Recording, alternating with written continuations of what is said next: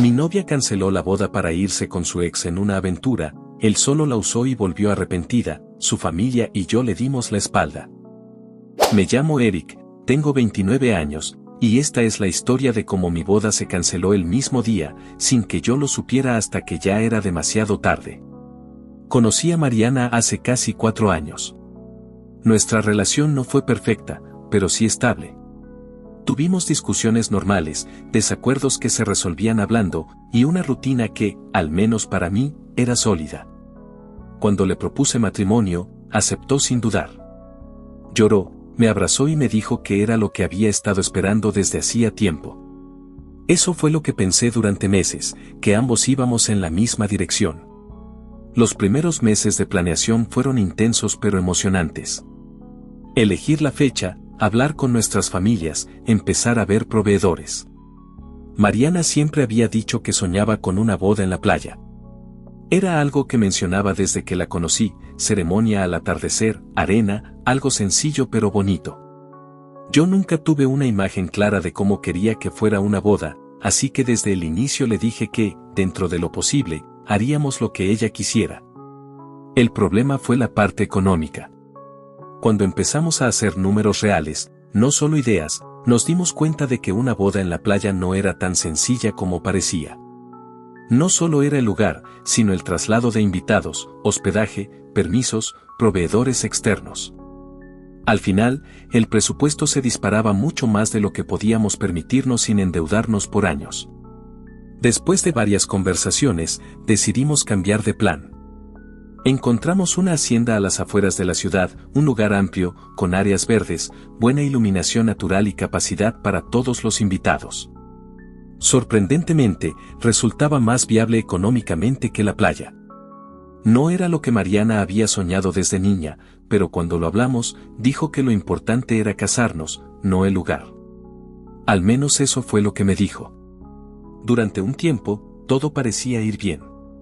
Apartamos la fecha, contratamos el servicio de banquete, elegimos la música, el fotógrafo, los arreglos florales. Mariana participaba en cada decisión. A veces se mostraba indecisa o nerviosa, pero yo lo atribuía al estrés normal de organizar una boda. Todo el mundo me decía lo mismo, es normal, las novias se ponen así, es mucha presión. Sin embargo, unos meses antes de la boda, empecé a notar pequeños cambios en ella. Nada demasiado evidente, pero suficientes para hacerme ruido. Se distraía con facilidad, estaba más callada de lo habitual y, en algunos momentos, parecía ausente incluso cuando hablábamos de cosas importantes. A veces se quedaba viendo el teléfono más tiempo del normal, y cuando yo le preguntaba si todo estaba bien, siempre respondía lo mismo, que estaba cansada, que tenía muchas cosas en la cabeza, que eran los nervios. Quise creerle. Hubo un par de ocasiones en las que intenté hablar más a fondo. Le pregunté directamente si había algo que le preocupara sobre la boda, si dudaba de algo o si sentía que íbamos demasiado rápido. Mariana siempre me aseguraba que me amaba y que quería casarse conmigo. Incluso llegó a decirme que se sentía culpable por ponerse tan nerviosa cuando todo estaba prácticamente resuelto. Eso me tranquilizaba. Las semanas finales fueron una carrera contra el tiempo. Confirmaciones de invitados, últimos pagos, ajustes de detalles pequeños que, en ese momento, parecían enormes. La hacienda ya estaba decorada en nuestra mente antes de que llegara el día.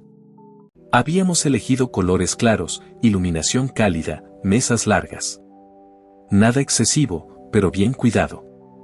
La noche anterior a la boda dormí poco. No por nervios, sino por la cantidad de cosas que pasaban por mi cabeza. Pensaba en el futuro, en cómo cambiaría nuestra vida, en los planes que teníamos. Me levanté temprano, me arreglé con mi familia y llegué al lugar con varias horas de anticipación, como estaba previsto. La hacienda se veía exactamente como la habíamos imaginado. Las flores estaban en su lugar, las sillas alineadas, el altar preparado. El ambiente era tranquilo, casi solemne. Los proveedores trabajaban en silencio, afinando los últimos detalles. Algunos invitados ya empezaban a llegar y me felicitaban, me decían que todo estaba hermoso. Yo sonreía. La ceremonia estaba programada para comenzar a cierta hora. Mariana debía llegar con un margen de tiempo suficiente para prepararse, acomodarse, respirar. Pasaron los primeros minutos y no le di importancia. Pensé que estaría terminando de arreglarse o ajustando algún detalle de último momento. Pero el tiempo siguió avanzando. 15 minutos después de la hora prevista, empecé a inquietarme. Pregunté discretamente si alguien sabía algo. Nadie tenía información clara. Su familia tampoco estaba con ella aún. Me dijeron que venían en camino. Intenté mantener la calma. Los invitados ya estaban sentados. La música seguía sonando de fondo, pero el ambiente comenzó a sentirse extraño. Las miradas se cruzaban, los murmullos eran cada vez más evidentes. Yo seguía de pie, al frente, tratando de no mostrar nerviosismo. Media hora pasó. Empecé a sentir un nudo en el estómago. Saqué el teléfono y le escribí un mensaje. No respondió. La llamé una vez. No contestó. Pensé que quizá no tenía el celular a la mano. Intenté convencerme de que era solo un retraso, algo imprevisto, un problema menor. Pero dentro de mí algo empezó a romperse lentamente. Los organizadores se me acercaron para preguntarme qué queríamos hacer. Yo no supe qué responder. No tenía información, no tenía explicaciones, no tenía a la persona con la que se suponía que me iba a casar. Solo sabía que Mariana no llegaba, y que cada minuto que pasaba hacía más difícil sostener la idea de que todo estaba bien. Pasaron unos minutos más en ese silencio incómodo que se había apoderado del lugar. Nadie sabía qué decir ni qué hacer. Yo seguía de pie, mirando al frente, tratando de entender por qué la persona con la que había planeado compartir mi vida no estaba ahí. Entonces vi a la madre de Mariana acercarse hacia mí. Venía llorando. No era un llanto discreto ni contenido, era un llanto evidente, de esos que salen cuando alguien ya no puede sostener la compostura. Caminaba despacio, como si cada paso le pesara. Cuando estuvo frente a mí, me tomó del brazo con ambas manos. Sus manos temblaban. Me miró a los ojos y dijo, con la voz quebrada: Lo siento, mi hija debe decirte algo. Antes de que pudiera reaccionar o preguntar a qué se refería, sacó su teléfono. Sin decir nada más, activó el altavoz. En ese momento, el murmullo de los invitados se apagó casi por completo. Las personas más cercanas se dieron cuenta de lo que estaba ocurriendo y guardaron silencio. Otros voltearon, confundidos. El lugar quedó en una calma extraña, pesada. Entonces se escuchó la voz de Mariana al otro lado de la línea. Lo siento, Eric, dijo. Eres un gran chico. Eres cariñoso, amable. Jamás me hiciste sentir mal. Siempre me amaste con locura. Sentí como algo dentro de mí empezaba a romperse, aunque todavía no entendía del todo por qué. Ella continuó hablando, con una voz que sonaba firme, demasiado firme para alguien que supuestamente estaba cancelando su boda minutos antes de celebrarla. Ojalá pudiera corresponder ese amor, pero no puedo. Mi corazón siempre le ha pertenecido a un solo hombre, y ese hombre es Ruperto. Al escuchar ese nombre, varias personas reaccionaron de inmediato. Hubo expresiones de sorpresa, miradas cruzadas, incluso algunos gestos de incredulidad. Yo me quedé completamente inmóvil. Ruperto era su exnovio. Yo sabía de su existencia. Mariana me había hablado de él alguna vez, al inicio de nuestra relación. Me dijo que había sido una relación complicada, que habían terminado mal, que era parte de su pasado. Nunca volvió a mencionarlo de forma relevante. Jamás imaginé que su nombre aparecería el día de nuestra boda. Mariana siguió hablando, sin pausas largas, como si hubiera ensayado cada palabra. Traté de hacerme amarte, dijo. Lo intenté de verdad. Pero no puedes mandar sobre lo que pide el corazón. Me iré con Ruperto. No me volverán a ver. Nadie de los que están ahí. Por primera vez en mi vida decido hacerle caso a mi corazón. La boda se cancela. Y entonces colgó. No hubo explicaciones adicionales. No hubo disculpas más allá de esas palabras. No hubo espacio para preguntas. El teléfono seguía en la mano de su madre, que ahora lloraba aún más fuerte. El silencio que quedó después fue absoluto. Nadie hablaba. Nadie se movía. Todos habían escuchado lo mismo. Yo no reaccioné de inmediato. No dije nada durante varios segundos. Sentía el pecho apretado, la respiración pesada, como si me hubieran golpeado por dentro. Miré alrededor. Vi a mi familia con expresiones de shock. Vi a amigos que no sabían dónde poner la mirada. Vi a personas que habían viajado para estar ahí, sentadas, sin entender qué acababa de pasar. Y sentí algo que no esperaba sentir con tanta fuerza, enojo. No era solo tristeza. Era rabia. Era una sensación caliente, densa, que me subía desde el estómago. Pensé en todo lo que había invertido, no solo en dinero, sino en tiempo, en esfuerzo, en planes. Pensé en las conversaciones, en las promesas, en los meses en los que yo creí que estábamos construyendo algo real. Respiré hondo. Entonces dije, con una voz que no parecía la mía, pero que salió clara. Pues ya escucharon. Vámonos todos.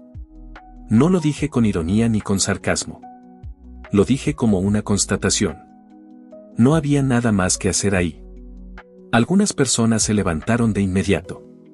Otras tardaron unos segundos, como si necesitaran confirmar que lo que habían escuchado era real. Los organizadores se quedaron quietos, sin saber cómo proceder. Nadie se atrevía a decir nada. La madre de Mariana seguía frente a mí, llorando. Me pidió perdón varias veces. Decía que no sabía nada, que ella tampoco entendía, que estaba avergonzada, destrozada. La miré y le respondí lo único que en ese momento me pareció justo.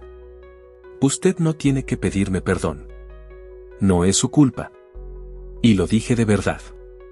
Ella no había tomado esa decisión. No había sido parte de esa llamada. Era evidente que también estaba viviendo su propia humillación. Me di la vuelta y empecé a caminar hacia la salida. Sentía las piernas pesadas, pero seguí avanzando. No quería quedarme ahí un segundo más. No quería ver el lugar, ni las flores, ni las sillas, ni nada que me recordara lo que se suponía que iba a pasar ese día. Mientras caminaba, empecé a pensar en el dinero. En todo lo que habíamos pagado. En lo que no se podía recuperar. En las horas de trabajo que representaban esos gastos. En cómo, en cuestión de minutos, todo eso se había convertido en nada. Pero más que el dinero, me dolía la sensación de haber sido engañado. Salí del lugar sin despedirme de nadie más. Mi familia me siguió. Mis padres me alcanzaron en el estacionamiento. Mi madre estaba llorando. Mi padre tenía el rostro rígido, como si estuviera conteniéndose. Me dijeron que me fuera con ellos, que no me quedara solo, que no era buena idea regresar a la casa en ese estado. Insistieron varias veces. Me ofrecieron quedarme con ellos el tiempo que fuera necesario. Les agradecí, pero les dije que no. Necesitaba estar solo. No quería hablar. No quería explicaciones. No quería consuelo. Quería silencio. Me subí a mi auto y manejé de regreso a casa. El trayecto se me hizo eterno, aunque era el mismo que había recorrido tantas veces. No puse música. No hice llamadas. Solo manejé, con la mente llena de imágenes inconexas y frases sueltas que no lograba ordenar. Cuando llegué, la casa estaba exactamente como la había dejado esa mañana. Todo estaba preparado para que, después de la boda, regresáramos juntos. Había maletas, regalos acomodados, pequeños detalles que ahora parecían absurdos. Entré, cerré la puerta y me quedé ahí, de pie, sin moverme. Solo sentí una mezcla de enojo, vacío y desconcierto que no sabía cómo manejar. La persona con la que iba a casarme había decidido irse con su exnovio, anunciarlo en altavoz frente a todos y desaparecer. Y yo me había quedado ahí, solo, con una boda cancelada y una historia que todavía no alcanzaba a comprender. Al día siguiente, la vida se sentía extraña. No sabría explicarlo mejor. No era solo tristeza ni solo vacío. Era como si todo estuviera ligeramente fuera de lugar, como si alguien hubiera movido los muebles de una casa a oscuras y yo tuviera que caminar con cuidado para no tropezar. Me desperté temprano, por costumbre, y durante unos segundos olvidé lo que había pasado. Ese breve momento de normalidad duró muy poco. La casa estaba en silencio. No había mensajes nuevos. No había llamadas perdidas. No había ninguna explicación adicional. Mariana no había vuelto a comunicarse conmigo. Y, en el fondo, yo sabía que no lo haría. No de inmediato, al menos. Me levanté y empecé a caminar por la casa. Cada habitación tenía algo de ella. Ropa en el closet, zapatos junto a la puerta, objetos pequeños que había dejado en distintos lugares sin pensarlo demasiado. Todo eso seguía ahí, intacto, como si ella fuera a volver en cualquier momento. Y fue entonces cuando tomé una decisión. Pensé que, si realmente no iba a regresar, no tenía sentido conservar nada. No quería estar rodeado de recuerdos constantes. No quería abrir un cajón y encontrar algo que me obligara a revivir lo ocurrido una y otra vez. No estaba listo para eso. Así que empecé a juntar sus cosas. Lo hice sin prisa, pero tampoco con cuidado excesivo. Ropa, cartas, regalos, objetos personales. Todo lo metí en un tambo de metal que tenía en el patio. Mientras lo hacía, no sentía tristeza ni enojo. Era como si estuviera cumpliendo una tarea mecánica, algo que simplemente debía hacerse. Cuando terminé, prendí fuego. Sé que puede sonar ridículo o exagerado. Sé que para algunas personas puede parecer una reacción impulsiva o inmadura. Pero en ese momento, para mí, fue liberador. Ver cómo esas cosas desaparecían me dio una sensación de cierre que no había tenido desde la llamada. No era venganza. No era odio. Era la necesidad de marcar un punto final. Después de eso, pasé la tarde como si nada. Comí, me senté a ver televisión, revisé cosas sin importancia. No lloré. No me derrumbé. No sentí alivio ni dolor intenso. Simplemente, nada. Era como si mis emociones se hubieran apagado por completo. No podía llorar. No podía sentir. Ese mismo día, por la tarde, mi madre fue a visitarme.